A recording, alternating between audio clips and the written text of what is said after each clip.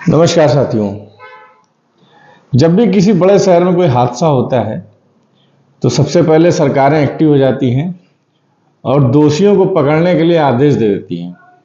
फिर उसके बाद सारी संस्थाएं, सारे ऑडिट, सारी फाइलें खुलने लगती हैं। फिर उसमें दोषी पकड़े जाते हैं, फिर उनको सज़ा दी जाती है, फिर बातें दब जाती हैं और लोग भूल जाते हैं।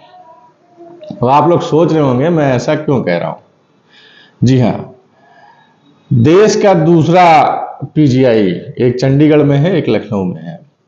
पीजीआई एक ऐसा संस्थान है, हॉस्पिटल है, जहां लोग दूर दूर से अपने मरीज लेके आते हैं जिनकी हालत खराब होती है कि हाँ ये यहाँ पे सही हो जाएंगे, इनको अच्छी सुविधाएं मिल जाएंगी। मिलते भी हैं अच्छी सुविधाएं, अच्छा इलाज, और लोग ठीक होके जाते भी हैं। अच्छे अच्छे डॉक्टर हैं, बड़े बड़े डॉक्टर हैं। कल एक बहुत बड़ा हादसा हो गया पीजीआई के अंदर। ऑपरेशन थिएटर में जो वेंटिलेटर था वो फट गया और उसके फटने से 2 लोगों की मृत्यु हो गई। एक 30 दिन का बच्चा जिसका ऑपरेशन चल रहा था हार्ट का, वो मर गया। एक महिला मर गई। उसके बाद आग लग गई, अफरा तफरी मच गई। वहां पे जो और भी मरीज एडमिट थे, भर्ती थे, सबका दम घुटने लगा और उनके तीमारदारों ने कहीं जैसे तैसे उनकी जान बचाने की कोशिश की और बचाया उनको। हादसा बड़ा था, 2 लोग मरे भी, लेकिन निकल के सामने आया, आज पेपरों में आप लोगों ने पढ़ा होगा कि वहां के जो हेड हैं उन्होंने कहा है कि शॉर्ट सर्किट हो गया था वेंटिलेटर के अंदर, जिसकी वजह से आग लग गई और ऐसा ब्लास्ट हो गया या कुछ भी हो गया। ठीक है, मान लेते हैं मशीनरी है, खराब होती है, मगर ऐसी मशीनरी जो लाइफ चेंजर हो, जो लाइफ लाइन हो लोगों के लिए, वेंटिलेटर लाइफ लाइन होता है लोगों के लिए। जब लोग ज़्यादा बिल्कुल भी एकदम उनका शरीर काम नहीं करता है, ज़्यादा बीमार होते हैं, तो वेंटिलेटर के थ्रू उनको ऑक्सीजन दिया जाता है और भी चीज़ें उनकी मॉनिटर होती हैं। उसमें ऐसा फॉल्ट हो जाना, ये सबसे बड़ा सवाल खड़ा करता है। और सबसे बड़ी चीज़ ये है कि बड़े बड़े संस्थानों में जितनी भी मशीनरी लगती है, अब आप कहेंगे मशीनरी है, खराब होगी, इसमें क्या कर सकते हैं, मगर मैं कहूंगा नहीं, ऐसा नहीं है। जहां मशीनरी का इस्तेमाल किया जाता है, जहां पे क्वालिटी चीजें इस्तेमाल की जाती हैं, जहां पे सुरक्षा का ध्यान दिया जाता है, जहां पे सुरक्षा का सब्जेक्ट आता है, जहां सेफ्टी का सब्जेक्ट आता है, वहां पे बहुत सी गाइडलाइन होती हैं जिनको हमें पूरा करना होता है और टाइम टाइम पे पूरा करना होता है। मशीन का क्वालिटी चेक प्रॉपर वे में होते रहना चाहिए, जो कि शायद मुझे लगता है जब पेपर मिलेंगे तो वो नहीं किया गया होगा। फायर, जब भी कोई आग लगती है तो उसके लिए फायर सिस्टम जो होता है उसकी एनओसी की रिक्वायरमेंट होती है। एनओसी, अब आप कहेंगे सरकारी विभाग है, एनओसी की क्या जरूरत है, ऐसा नहीं है। लाख सरकारी विभाग होगा मगर एनओसी की रिक्वायरमेंट रहती है। प्रॉपर मॉक ड्रिल होता है, प्रॉपर क्वालिटी टेस्ट होता है, प्रॉपर चेक होता है। मॉक ड्रिल इसलिए होता है कि अगर कोई हादसा होता है या एक्सीडेंट होता है तो उस कंडीशन में हम कितना सजग हैं और हम बच सकते हैं कि नहीं बच सकते हैं। हॉस्पिटल में फायर सिस्टम होना बहुत अनिवार्य होता है और यही फायर लगने के बाद फायर सिस्टम एक ऐसा होता है जो काम करता है और लोगों की जान बचा सकता है। तो फायर सिस्टम की एनओसी उस ब्लॉक में मौजूद नहीं थी, ऐसा कहा जा रहा है लोगों के द्वारा, और पेपर में भी ऐसा लिखा हुआ है कि वहां की एनओसी मौजूद नहीं थी, पाई नहीं गई। अब माननीय मुख्यमंत्री योगी आदित्यनाथ जी ने ये कहा है कि इसकी उच्च स्तरीय जांच हो और दोषियों को बख्शा नहीं जाए और कड़ी से कड़ी सजा दी जाए। अब इसमें एक सवाल और खड़ा होता है कि दोषी कौन बनाया जाएगा।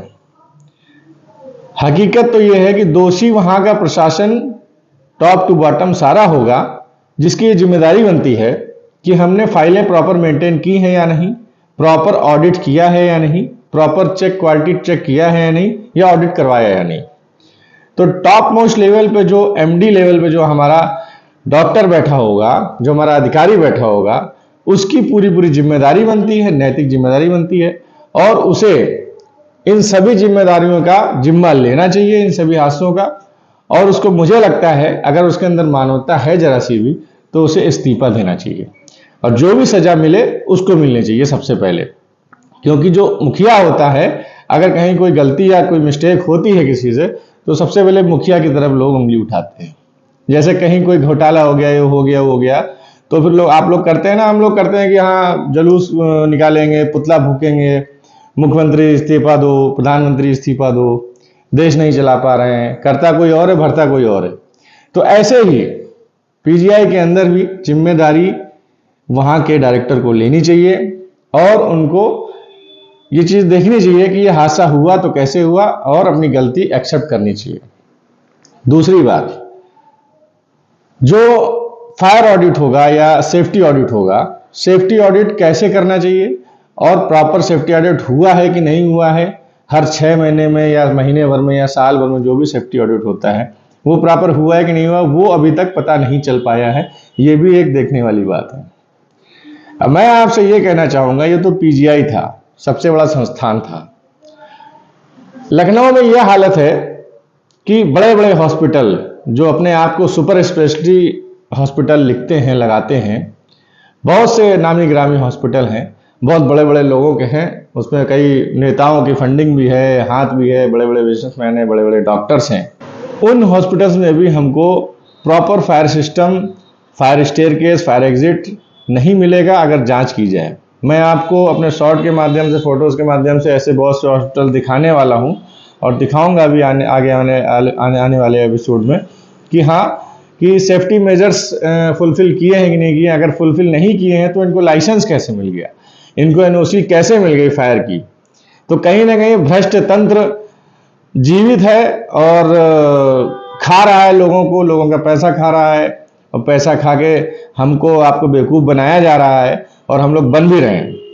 कुल मिला के हम लोग एक पढ़े लिखे बेवकूफ़ हैं जो अच्छी तरीके से बन रहे हैं। सिर्फ नाम देखते हैं, ऊंची ऊंची बिल्डिंगें देखते हैं, अंदर डीलक्स है कि नहीं है वो देखते हैं, सारी सुविधाएं देखते हैं, मगर सुरक्षा की दृष्टि से भी हम लोगों को इतना ज्ञान नहीं है, नॉलेज नहीं कि उसको भी हम लोग देख सके कि हाँ, सुरक्षा को लेके इतनी बड़ी बड़ी बिल्डिंगों में वो उपकरण लगे हैं या नहीं लगे हैं। गत वर्षों में आप सब लोग जानते भी हैं कि 1-2 साल पहले कितने हादसे लखनऊ शहर के अंदर हुए हैं। होटलों में आग लगी है, लोग मरे हैं, लोग जले भी हैं और फायर सिस्टम कहीं ना कहीं घटा दिखाई दिया है और फायर सिस्टम कहीं ना कहीं प्रॉपर वे में नहीं मिला है। अब राजधानी का ये हाल है तो आपके प्रदेश में बड़े बड़े शहर और भी हैं, उनका क्या हाल होगा सोचिए जरा एक बार। तो दोस्तों, एक बार सोचने वाली बात है कि सेफ्टी को लेके हम लोगों को कितना सजग रहना चाहिए और क्वालिटी को लेके हम लोगों को कितना सजग रहना चाहिए। बड़ा हॉस्पिटल ही जरूरी नहीं होता है, मगर बड़े हॉस्पिटल में सुरक्षा की दृष्टि से हम कितना सुरक्षित हैं वो भी हम लोगों को देखना बहुत जरूरी है। पता चला 10वें फ्लोर पे हमारा मरीज एडमिट है, आग लग गई, फायर एग्जिट है नहीं, फायर सिस्टम है नहीं, तो कहीं ना कहीं छोटी सी गलती बड़ा हादसे का रूप लेती है। इस चीज़ का ध्यान हमारी सरकारों को देना चाहिए, हमारे अधिकारियों को देना चाहिए, ना कि पेपर पे पेपरबाजी करनी चाहिए और सफाई देनी चाहिए। सफाई देने से कुछ नहीं होगा। सजग रहिए और सेफ्टी के प्रति थोड़ा सीरियस हो जाइए, ऐसे हादसे नहीं होंगे। फिलहाल के लिए इतना ही। बहुत बहुत